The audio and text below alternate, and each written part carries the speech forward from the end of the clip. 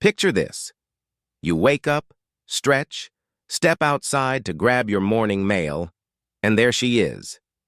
Your neighbor, not waiting to exchange pleasantries, not asking for help, but standing at the edge of your driveway demanding you hand over your car keys. Why?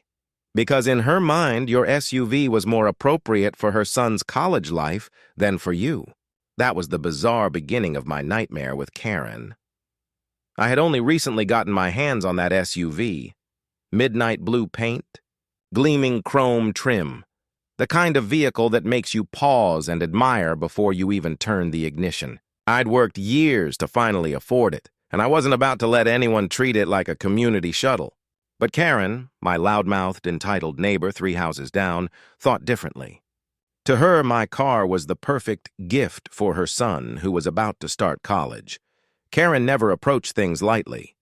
She stormed down the street one morning like she was marching into court, sunglasses perched on her face, lips pressed tight as though she had official business. "That SUV would be much better for my son," she declared, no hesitation in her voice. "He needs it for school. You can always get yourself another one." At first I laughed. Honestly, I thought she was making some kind of offbeat joke. But when her frown deepened, I realized she wasn't kidding. "Karen, this is my vehicle," I said flatly. "I bought it. It's not going anywhere." That's when her expression twisted into a smug little smirk, the kind that told me this wasn't a request. "Well, we'll see about that," she shot back. "HOA has rules about oversized vehicles. Maybe you'll decide it's easier to just hand it over." And that was the moment the battle lines were drawn. I'd heard plenty of rumors about her before. Neighbors whispered about her endless complaints, the threatening letters she mailed, the HOA disputes she thrived on. But until now, I had never been her target. That changed overnight. Within days, I started finding notes taped to my front door. "Your SUV blocks the view. Your vehicle lowers property values. Unregistered cars are subject to towing." Every claim was bogus, but it was clear she was gearing up for war. The mistake she made was thinking I'd fold. I wasn't the type to roll over, and what she didn't know was that I had powerful connections that would soon flip the game. But before that came into play, Karen decided to turn things up a notch. Her next move was to call the police. That morning, the entire neighborhood seemed to go quiet when she made her play. I had just finished rinsing my SUV, beads of water sparkling on the paint, when I heard her unmistakable shriek from across the street. Karen was pacing on her lawn, phone in hand, barking orders like a dispatcher. "Officer, yes, I need you here right away," she said, glaring directly at me. "My neighbor is illegally storing a vehicle on his property. It's blocking access. It's unsafe. You need to remove it." 15 minutes later, a patrol cruiser turned into the cul-de-sac. Karen bolted across the street, waving her arms like she'd caught a dangerous fugitive. "There, that one," she shouted, pointing at me and my SUV. "This man refuses to move his vehicle. It's a violation of HOA rules. It's dangerous. You need to ticket it, tow it, whatever it takes. My son is leaving for college, and he deserves better than being stranded without a proper car because this selfish neighbor won't cooperate." The officer raised an eyebrow, glanced at me, then studied the SUV. Pulling out his notepad, he asked, "Sir, may I see the registration for this vehicle?" I didn't flinch. I calmly walked inside, grabbed my neatly organized folder, and handed over the paperwork. Registration, insurance, inspection, everything spotless and in order. The officer checked, gave a nod, then turned toward Karen.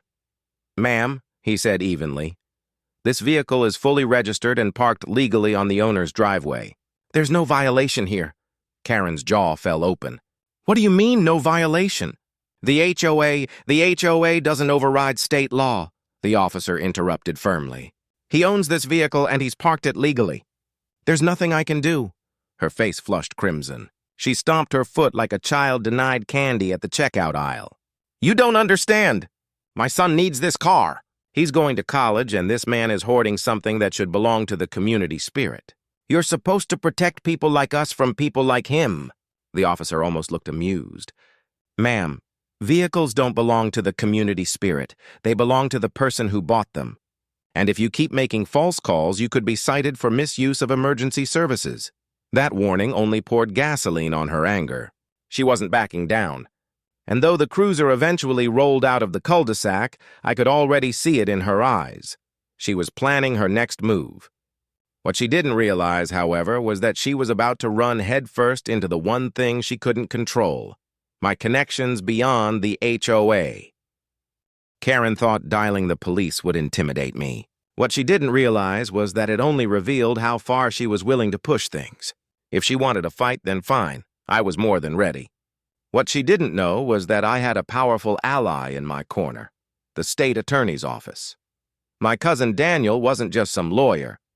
He worked directly alongside the state attorney, and he'd dealt with plenty of power-hungry HOA board members and entitled neighbors before. When I told him what Karen was trying to pull, he actually laughed at first, but then his tone grew serious. "Listen," he said, "you need to document everything. Every note, every conversation, every attempt she makes to claim your SUV. If she escalates, I'll make sure she regrets it." That advice steadied me, and it was a good thing too, because Karen wasn't backing off. A couple of days later, I discovered a letter slipped under my door. At first glance, it looked like official HOA correspondence, but one glance told me it was a sloppy fake. It demanded I surrender my SUV to the HOA for redistribution, warning that refusal would mean daily fines and even vehicle seizure. The letter was absurd, but I tucked it away for my growing evidence pile. When I showed Daniel, he frowned and shook his head. "That's fraud. She's impersonating the HOA. Don't worry, I'll handle this. I'll draft a response that'll put her in her place." The very next morning, Karen marched into my driveway, arms folded tight, wearing that same smug grin. "Did you get the letter?" she asked, her voice dripping with arrogance. "We expect your cooperation. My son needs that SUV." I didn't flinch. Instead, I smiled. "Yes, Karen, I received it. And I've already passed it along to the state attorney's office." For the first time, her composure cracked. Her eyes widened slightly and her voice faltered. "The state attorney?" "That's right," I said calmly. "Impersonating the HOA, forging letters, harassing your neighbors. Those aren't community complaints, they're criminal acts. And since you already involved the police, there's a clear paper trail." For just a moment, she looked shaken. But then, true to form, she snapped back with venom. "You're bluffing. Nobody's going to take your side. People like you think you're above the rules. You'll regret this." But here's the thing, I wasn't bluffing. Daniel had already filed a preliminary complaint and contacted the actual HOA board to notify them of her fraud. By that afternoon, whispers were spreading through the neighborhood. Karen wasn't just the overbearing complainer anymore, she was now under official investigation. The SUV wasn't going anywhere. But Karen? She was about to find herself in a pit she couldn't climb out of. Word spread like wildfire. By the end of the week, everyone knew Karen had crossed a line that even she couldn't control. And still, she didn't stop. She doubled down. Every morning, she paraded her dog past my driveway, snapping photos of my SUV as though she were gathering evidence for a trial. She cornered neighbors, telling them I had stolen her son's future.